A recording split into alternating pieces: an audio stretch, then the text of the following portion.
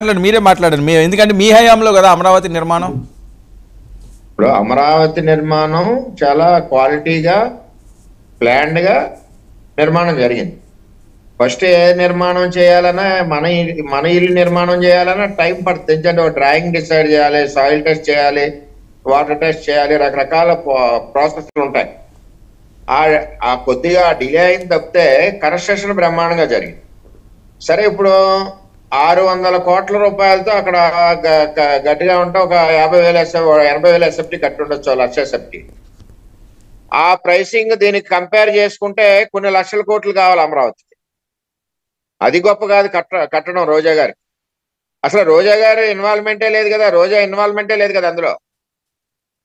పైకి ఒకడేమో టూరిజం అంటాడు, ఇంకొకడేమో బొత్స సత్యబాబు గారు అయితే హాల్ ఉండొచ్చు, ఇంకోటి ఉండొచ్చు, ఎలాగుంటాయి ఏంటంటారు.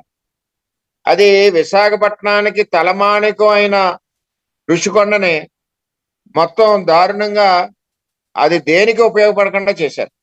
ఇప్పుడు ఆయన చెప్పినట్టు, మన శివశంకర్ చెప్పినట్టు టబ్లో స్నానం చేయడానికి ఒక రేటు పెట్టాలి, అక్కడ మంచం మీద కూర్చోడానికి ఒక రేటు పెట్టాలి.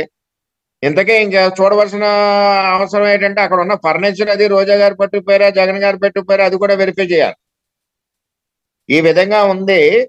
వాళ్ళు ఆయన యొక్క నివాసం ఉండడానికి ఈ రాష్ట్రం శాశ్వతంగా నేనే పరిపాలిస్తానని ఒక ఆలోచనతో అక్కడ వాళ్ళు కట్టుకోవడం జరిగింది.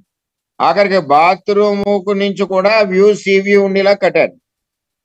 ఈ డైనింగ్ నుంచి సీ వ్యూ, ఇవన్నీ కూడా శాశ్వతం. ఈ రాష్ట్రంలో పరిపాలన మనకు శాశ్వతం, మనం ఇక్కడే ఉండి పరిపాలిద్దామని ఒక ఆలోచనతో చేశారు. రెండోది, అమరావతి కన్స్ట్రక్షన్ అన్నది చాలా నెగోషియేట్ చేసి క్వాలిటీ కన్స్ట్రక్షన్ చంద్రబాబు నాయుడు గారు చేశాడు. దీనికి దానికి పోలిక లేదు. కొన్ని వందల రెట్లు అధికంగా 600 కోట్ల రూపాయలు ఖర్చు పెట్టి అక్కడ చేశారు. ఇది ప్రజా సొమ్ముని వృధా చేశారు.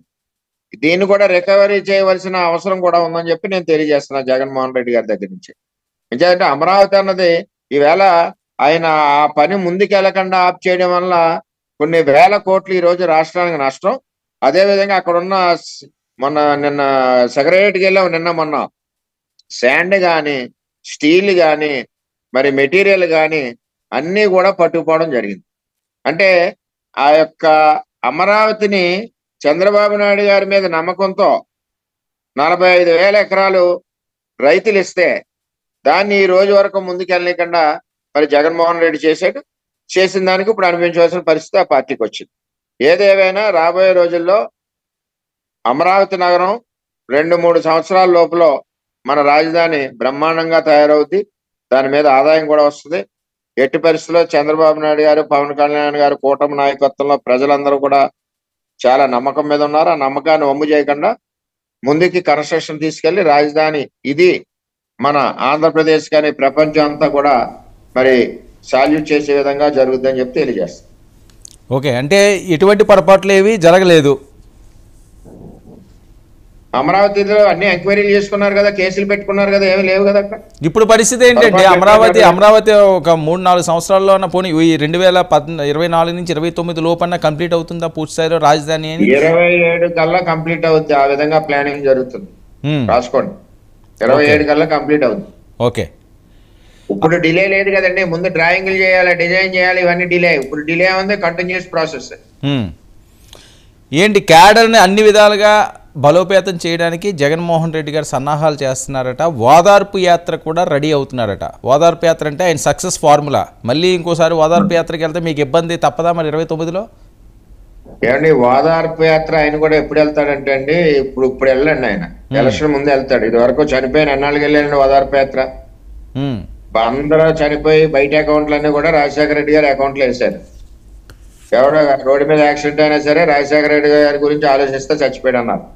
అంచేత ప్రజా ఆగ్రహం అండి. ఈ టైంలో ఆయన వెళ్ళడం కూడా కరెక్ట్ కాదు. ప్రజా ఆగ్రహంలో హ్యూజ్ మెజార్టీ ఇచ్చారు, కూటమిని నమ్మారు.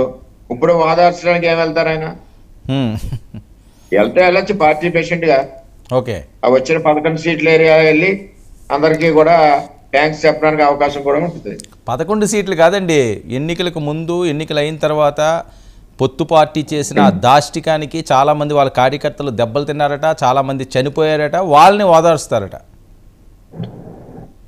ఇవన్నీ క్రియేటెడ్ తప్పితే ఏదో అసలు పురుడు పుట్టి 10 రోజులు అవ్వలేదు ప్రభుత్వం.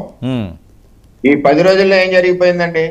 ఇప్పుడు మంత్రి మా పవన్ కళ్యాణ్ గారు ఇవాళ ఛార్జ్ చేసుకున్నారు. ఛార్జ్ తీసుకోకుండా అందులో ఏదో జరిగిపోయిందంటే ఏముంటది? హోంమంత్రి ఇవాళ ఛార్జ్ తీసుకున్నారు. ఇప్పుడు వరకు మీ అధికారుల వాసనే కదా, వైసీపీ అధికారుల వాసనే కదా. ఇప్పుడు ఎవరిని అధికారులు మార్చింది ఏమీ లేదు కదా. ఓకే, సిస్టమ్ అంతా కూడా అదే సిస్టమ్ ఉంది కదా. ఆ సిస్టమ్ ఇంకో 4-5 రోజుల్లో మారుతుంది. ఆ సిస్టమ్ మారాక సిస్టమ్ వెళ్ళి ప్రొసీజర్ లో ఏదైనా ల్యాబ్స్ వచ్చినా అప్పుడు ప్రశ్నిస్తే అందంగా ఉంటుంది. సిస్టమ్ నువ్వు ఇంప్లిమెంట్ చేసిన సిస్టమ్, మీరు అలవాటు చేసిన సిస్టమ్, ఆ సిస్టమ్ ఉందని చెప్పు రాష్ట్రానికి నష్టమే జరుగుతుంది. అందుకే ఆ సిస్టాన్ని బయటకు తీస్తున్నాం. ఓకే, శివశంకర్ గారు, రోజా గారి ట్వీటు మీరు